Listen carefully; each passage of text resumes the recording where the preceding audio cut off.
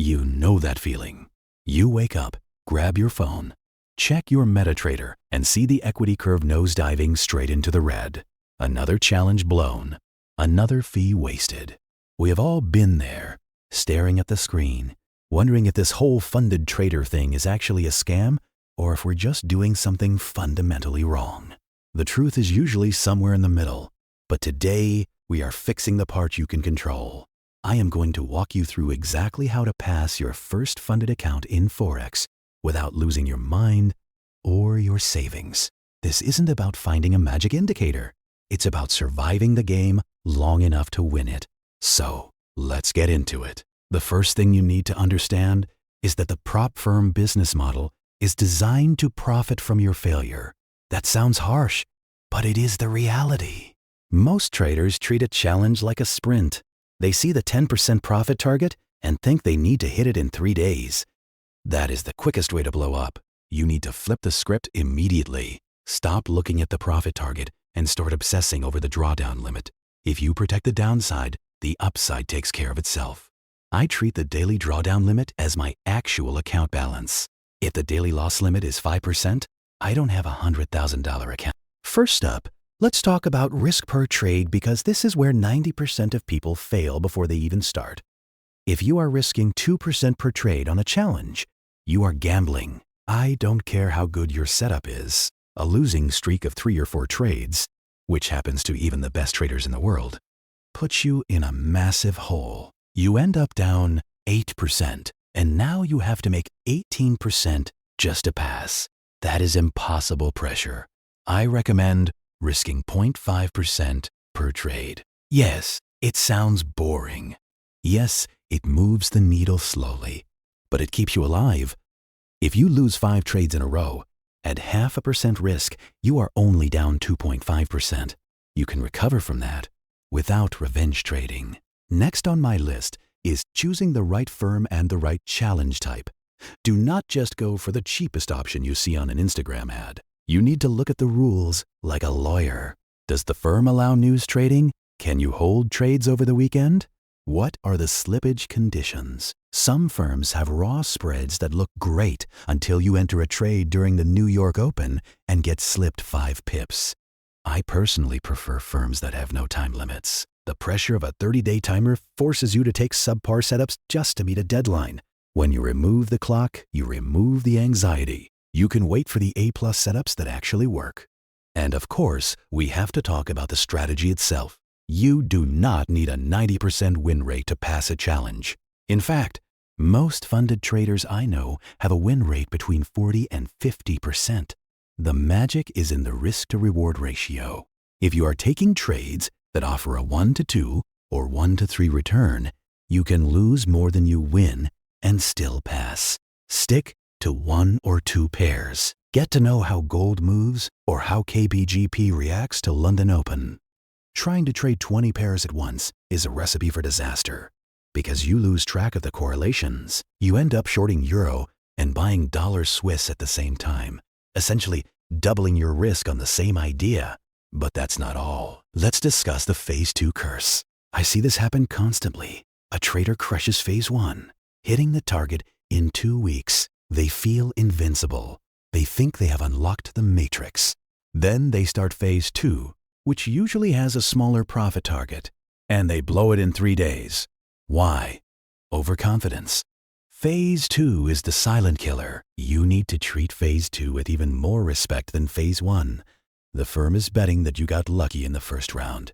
Prove them wrong by slowing down. Cut your risk in half if you have to. Another massive factor is psychology management during the challenge.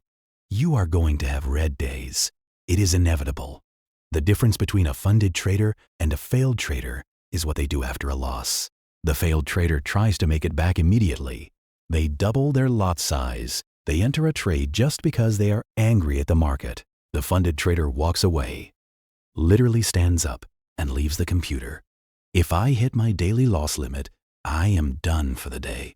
No exceptions. I don't care if the perfect setup forms 5 minutes later. I am out. This discipline is what the prop firms are actually testing, not your ability to draw trend lines. Now, Let's get a bit controversial. I think a lot of you are failing because you are trying to trade too often. You feel like if you are not in a trade, you are not working. That is an employee mindset, not a trader mindset. You are paid for your decisions, not your time. Sometimes the best decision is to sit on your hands for 3 days straight because the market is chopping sideways. If the market conditions don't match your strategy, do not trade. It is better to have zero profit at the end of the week than to be down 4% because you force trades in a garbage market. Speaking of garbage markets, you need to be aware of the macroeconomic environment. You don't need to be an economist, but you need to know when the big news is dropping. NFP, CPI, FOMC, these are account killers. Even if your technical analysis is perfect, a sudden volatility spike can widen spreads and hit your stop loss before the price goes exactly where you thought it would. Unless your specific strategy is built for news trading, just stay out. Let the dust settle. There will always be another move. Let's pivot to the tools you use. Keep your charts clean. You don't need 5 different oscillators and 3 moving averages clogging up your screen. It leads to analysis paralysis. Price action is king. Learn to read market structure. Is the market making higher highs? Is it respecting support zones? These simple concepts work because everyone sees them. When you complicate things with a messy chart, you start seeing patterns that aren't there just to justify a trade you want to take. Also, utilize the dashboard provided by the prop firm. Monitor your stats religiously. Most dashboards will tell you your average win, average loss, and win rate. If you see your average loss is bigger than your average win, stop trading immediately. You have a negative expectancy. You are bleeding out. Go back to the demo account and fix your risk management. Use a trade journal. It sounds like homework, but writing down why you took a trade and how you felt during it is the fastest way to spot your leaks. Maybe you realize you always lose money trading on Fridays. Great. Now you have a rule. No trading on Fridays. That one adjustment could be the difference between passing and failing. Finally, I want to touch on the payout reality. Passing the challenge is just the entry fee. The real game starts when you are funded. The statistics show that most people lose their funded account before they ever get a payout. This happens because the psychological pressure shifts. Now, it is real money. Now, you are thinking about paying bills with those profits. That fear makes you hesitate or exit winners too early. Treat the funded account exactly like the challenge. Keep the risk low. Do not withdraw your first month's profit immediately to buy a watch. Leave some buffer in the account so you have breathing room for the inevitable drawdown. So, to wrap this up, passing your first funded account isn't about hitting a home run. It is about hitting singles consistently and not striking out. It is about risk management, patience, and emotional control. Stop trying to get rich in a week. Respect the process, respect the risk, and the results will follow. If you are struggling, take a step back, reduce your size, and focus on execution over outcome. You have got this. Now go check your charts, stick to your plan, and I'll catch you in the next one.